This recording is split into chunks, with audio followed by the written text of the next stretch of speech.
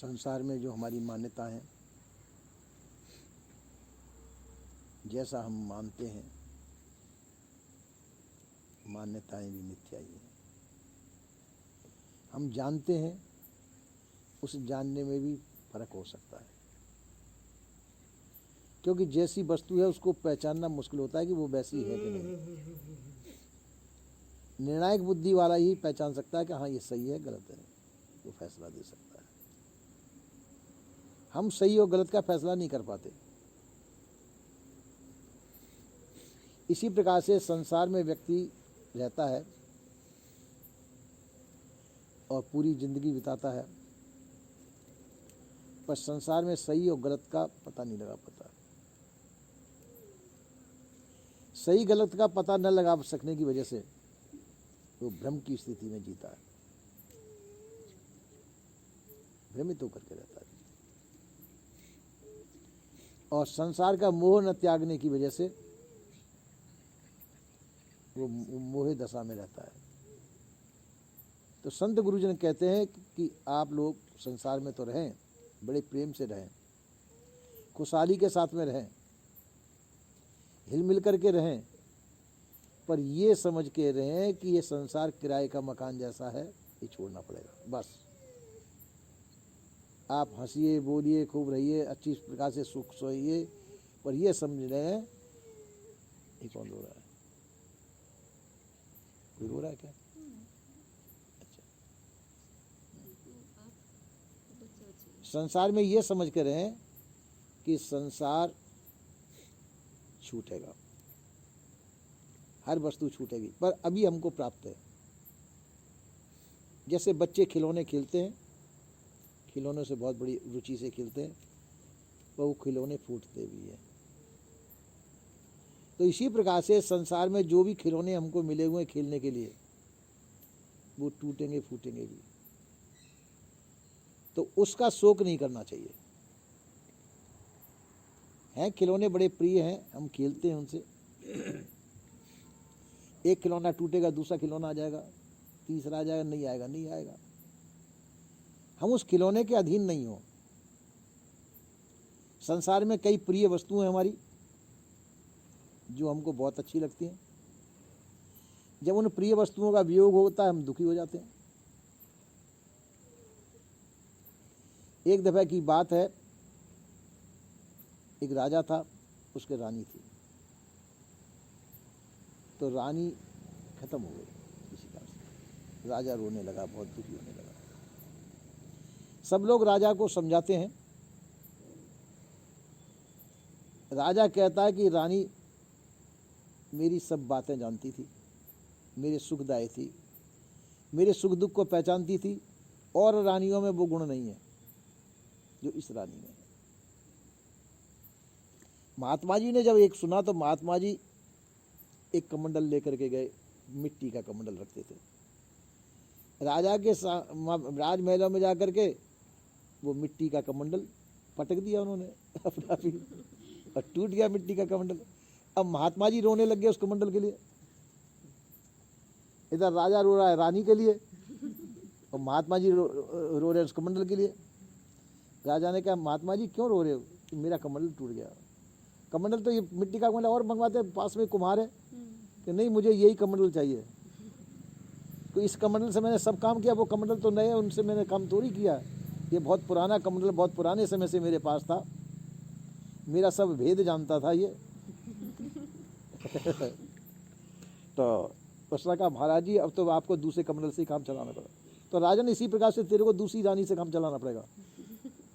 वो रानी अब आने वाली नहीं है, उसकी आशा छोड़ देनी चाहिए। इसी प्रकार से संसार में हमारा संयोग और वियोग होता है। संसार में संयोग जिसका होगा उसका वियोग भी होगा। जो मिलेंगे वो बिछुड़ेंगे भी। तो इसलिए मिलन और बिछुड़ने में हमको कोई रुचि नहीं लेनी चाहिए। ठीक है, हैं जब तक खूब प्रसन्नता पूर्वक रहिए, आराम से। कोई गए तो ठीक है, चले गए। रहें, बड़े प्रेम से रहिए, अच्छी तरह से रहिए, और जाएं तो कोई बात नहीं, जाते आते रहते ही। इस प्रकार से हर विधि से मनुष्य को ज्ञानवान पुरुष जो है प्रसन्न ही रहते हैं, हर स्थिति में प्रसन्न है। कि संसार में पंच तत्व है, पंच तत्वों की रचना है, अपना शरीर भी पंच तत्वों का ही है। जिस प्रकार से अपना शरीर पंच तत्वों का बना हुआ है, सभी के शरीर पंच तत्वों के बने हुए हैं। पूरा शरीर पंच तत्वों का कार्य है और यह बनेगा बिगड़ेगा, बनेगा भी बिगड़ेगा भी। तो जो ज्ञानी पुरुष होते हैं उस बनने बिगड़ने में मोहित नहीं होते, भ्रमित नहीं होते। जो बना है जो बिगड़ेगा, जो बिगड़ेगा, जो बिगड़ेगा नहीं वो बना भी नहीं है। अपना स्वरूप कभी बना नहीं है, इसलिए वो बिगड़ता नहीं है, क्योंकि वो अमर है। अमर वस्तु बनती बिगड़ती नहीं है। अपना चेतन स्वरूप जो है बनने बिगड़ने वाली चीज नहीं है, वो अविनाशी है। इसलिए संसार की वस्तु सब बनेंगी बिगड़ेंगी, हम उसमें रुचि मानते हैं। संसार के खिलौनों में हम रुचि मानते हैं। बच्चियां छोटे छोटे गुड़िया गुड्डा, अब तो गुड़िया गुड्डा देखे नहीं किसी के पास में है। अभी खेलती है क्या? अब नहीं खेलती। हाँ, अब तो बने बनाए रेडीमेड गुड्डा गुड़िया ले जाते हैं, ये पहले घर पे बनाते थे। तो इसी प्रकार से संसार में भी हम भी इसी प्रकार से खेल खेलते हैं। और मालूम सभी को है कि ये जिस खेल को हम खेल रहे हैं ये पैदा हुआ है तो ये नाश भी हुआ। तो विवेकमान पुरुष उसको सत्य नहीं मानते कि, तो उसमें किसी प्रकार का शोक मोह नहीं करते हैं, और शोक मोह से वो ऊपर उठ जाते हैं। हर्ष शोक न हर्ष न शोक है, क्योंकि संसार का स्वभाव ऐसा ही है, आज को है कल को नहीं है। आज तुम्हारे पास में कोई आया, तुम्हारे साथ में बहुत अच्छा व्यवहार है, और कल को उसको जाना पड़ जाए और तुम उसकी याद करोगे तो दुखी होगे। भाई उसको जाना जब तक रहा तुम्हारे पास, जब तक रहा, अब उसको जाना है, कोई कहीं जाएगा, कोई कहीं जाएगा, कोई कहीं जाएगा, तो उसमें हर्ष शोक नहीं करना चाहिए, क्योंकि संसार का यही रवैया है, कोई आता है कोई जाता है। तो आने जाने वाले का शोक मोह से रहित होकर के हमको अपने ज्ञान रूप में स्थित होना चाहिए, अपने स्वरूप में स्थित होना चाहिए। कोई आता है कोई जाता है, अपने पास कोई रह नहीं सकेगा। अपने पास तो अपन ही इकल्ले रह सकते हैं, शरीर भी जाएगा, शरीर के संबंधी भी जाएंगे, पर जय कि ये सावधानी रखनी चाहिए कि संसार के सब काम प्रसन्नता पूर्वक करने चाहिए। प्रसन्नता पूर्वक क्यों करें? कि आप अमर हैं, इसलिए संसार का खेल खेलें, बड़ी प्रसन्नता पूर्वक खेलें। शतरंज की बाजी खेलते हैं, चौपड़ खेल खेलते हैं, तो जानते हैं कि खेल अमर नहीं है, नाशवान है, पर उस समय मनोरंजन के लिए खेलते, समय पास कर रहे हैं। कोई शतरंज खेलता है, शतरंज में भी दो राजाओं की लड़ाई होती है, तो अपने अपने दाव से खेलते हैं, बड़ी रुचि भी लेते हैं वो लोग। दिन भर उनको शतरंज खेलते हो जाएगा। एक सोनावास के ठाकुर नारायण सिंह थे, वो शतरंज के बहुत बड़े खिलाड़ी थे, अच्छे थे। तो क्या हुआ कि वो शतरंज खेल रहे थे, अब उनके पिता बीमार थे। तो किन्हीं ने कहा आके कि आपके पिताजी बहुत बीमार हैं, अच्छा मैं अभी आ रहा हूँ, थोड़ा अभी इस बाजू को थोड़ा देख लेता हूँ, आप थोड़ा सा वैद्य को बुला के दिखाइए। दूसरों को कह दिया, अपने मित्रों को, उनको वैद्य को बुला। अब जाके कहते हैं कि वो मर गए, तो ठीक है उनकी व्यवस्था करो, मैं अभी आ रहा हूँ। अब एक काठी फाठी सब बंध गए, तो लेके चलो ना, मैं आया। अब वहाँ पे तो लाश रख दी गई है, अरे थोड़ा सा लगा दो, आग लगा दो, कोई भी लगा दो, उसमें क्या, मैं भी वही करूँगा, तुम भी वही कर दो, मैं आ रहा। आखिर में आग भी लगा दी गई, जब पीछे से जाके उन्होंने नमस्कार कर लिया उनको। इतना जब शतरंज का खेल इतना आसक्ति पैदा कर सकता है, तो जो खेल हम खेल रहे हैं इसमें कितनी आसक्ति होगी। तो वो इस काम में मशहूर हुए कि अपने पिता को मुखाग्नि भी वो नहीं दे सके शतरंज के पीछे। तो कितनी बड़ी लगन थी उनकी शतरंज के प्रति।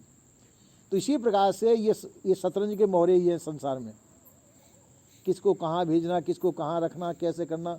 उसमें भी यही रहा कौन सी गोट कैसे चलेगी, ये वजीर आ रहा तो वजीर को किस गोट से मारना, घोड़े की ढाई घर किस तरह से चलना, और उसके बादशाह पे सह किस प्रकार से लगना, उसकी रास्ता किस प्रकार से रोकना।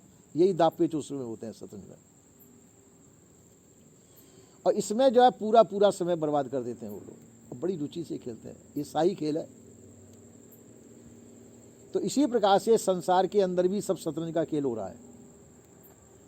हम सभी दाव पेच देख रहे हैं कि किस प्रकार से कौन सी गोट से पिटेगी और किस प्रकार से हम चाल चलें। अगर ये चाल देखना है, शतरंज का खिलाड़ी असली वो जो 7 चाल पहले से सोच करके जब चलता है, उसको हरा पाना मुश्किल है। गोट उठाएगा तो उसकी 7 चाल आगे सोच लेगा कि ये गोट कहाँ से कहाँ पहुँचानी है मुझे और किस तरह से पहुँचानी है, उसको हरा पाना मुश्किल है। तो इसी प्रकार से संसार के अंदर भी जो इतना सोचमान विचारमान व्यक्ति होगा कि हमको कौन सी गोट कहाँ पहुँचानी है, यानी कौन सा कार्य कैसे करें जब उस अंजाम को प्राप्त होंगे, इतना सोच समझ कर कि जो व्यक्ति चलता है उसको विवेकमान पुरुष कहते हैं। संसार में सब गोटियाँ ही तो हैं कि किसको कैसे करना, कौन कार्य कैसे करना, कौन सी फसल लगाना, कौन सी क्या करना, ये सब काम जो ये गोटियाँ ही फिराना है संसार की। और आखिर में वे गोटियाँ छोड़ देनी पड़ती है। शतरंज खेल पूरा हुआ या अधूरा ही छोड़ना पड़ता है, अधूरा भी छोड़ना पड़ता है और छोड़ करके चल देते अपने अपने काम पर। इसी प्रकार से ये शतरंज का खेल कभी समाप्त तो होगा नहीं, सभी को अधूरा ही छोड़ना पड़ता है। ये शतरंज जो है अधूरी छोड़नी पड़ती है, और पर जय कि खेलते वो प्रसन्नतापूर्वक ही है। इसी प्रकार से संसार का खेल भी अपन को प्रसन्नतापूर्वक खेलें, पर शतरंज के खेल की समान समझें। शतरंज के खेल की समान ही समझ करके ये खेल खेलते रहें, और उसमें रंजो अलम न करें, रंज हो, खुशी हो, सुखी दुखी न हो, समझे बाजी बाजी है, इसमें हर्ष शोक न करें। इसी प्रकार से संसार के सभी काम ये बाजी मान करके ही करना चाहिए। इसमें हर्षित शोकित नहीं होना चाहिए, इसमें सुखी दुखी नहीं होना चाहिए, क्योंकि बाजी भी नासमान ही है और जो गोटे चल रहे हैं ये भी नासमान है, खेल भी नासमान है। खेलने वाला अमर है, खेल खेलने वाला अमर है। वो खेल खेलने वाला कौन? ये चेतन जीव, ये खेल खेल रहा है, ये अमर है। तो आप अमर हैं। बाजी झूठ बाजीगर सांचा, साधुन की मति ऐसी है ना। तो बाजी तो झूठी, जो बाजी खेली जाए बाजी झूठी है। इस संसार के जितने भी अपन प्रपंच खेल रहे हैं ये सब झूठे हैं। बाजीगर साचा, बाजीगर कौन? ये चेतन जीव ही बाजीगर है, जो नाना प्रकार की बाजियों को खेल रहा है। साधुन की मति, साधुओं की मति ऐसी है कि बाजीगर या चेतन जीव सच्चा है, और उसके द्वारा जितना भी प्रपंच खेला जा रहा है ये सब झूठा है। बाजीगर साचा, साधुन की मति ऐसी। कहें कबीर जिन जैसी समझी ताकि मत वही वैसी। इस प्रकार किसी जिसने जैसी समझी उसकी मति वैसी हो जाती है। इसलिए हमको चाहिए कि संसार में रह करके संसार को बाजी के समान ही समझें। जिस प्रकार से बाजी खेलने वाला बाजी को रुचिपूर्वक खेलता है, आप भी संसार की बाजी को रुचिपूर्वक खेलिए। पर जिस प्रकार से बाजीगर ये समझता है बाजी खेलने वाला ये खेल खेल रहा हूँ, ये झूठा है, सच्चा नहीं है, पर रुचि ले रहा है, रुचि तो ले रहा है पर ये समझ के ले रहा है कि हाँ ये खेल झूठा है, बस टाइम पास कहते हैं, टाइम पास के लिए। कोई ताश पत्ती खेलता है, कोई चौपड़ खेलेगा, कोई शतरंज खेलेगा, बस केवल टाइम पास करना। तो इसी प्रकार से संसार में सब बाजी खेल रहे हैं और टाइम पास कर रहे हैं। तो टाइम पास है, इसमें इसे टाइम पास में मोहित और भ्रमित नहीं हो। चाहे कोई हारे चाहे कोई जीते, हार जीत में कोई हर्ष शोक न कीजिए, चाहे अपने विपरीत वाला, अरे वो बाजी तो है, उसमें हर्ष सुख का नफा नुकसान तो कुछ है नहीं। नफा नुकसान संसार का है, आपका न नफा है न नुकसान है, ये नफा नुकसान संसार का हो रहा है, होता रहेगा। इसमें हर्षित शोकित नहीं होइए। बाजी बड़े प्रेम से खेलिए, प्रसन्नता पूर्वक खेलिए, आप भी प्रसन्न रहें और जिनके साथ में खेल रहे हैं वो भी प्रसन्न रहें। सब शोक मोह को त्याग करके बाजी खेलें, पर इस बात को समझ के करें, ये बाजी झूठी है। बाजीगर मैं हूं, मैं सच्चा हूं, और ये बाजी झूठी है। इस प्रकार से समझ करके हम बाजी खेलें संसार की, और सदैव प्रसन्न रहें, अपने हृदय में प्रसन्न रहें, जिनके साथ में बाजी खेल रहे हैं वो भी प्रसन्न रहें, और सब तरह से परिपूर्ण रूप से अपन प्रसन्नतापूर्वक सब कार्यों को करें और किसी प्रकार से हार न माने। ऐसा संत गुरुजनों का कहना है। बोलिए श्री सद्गुरुदेव की।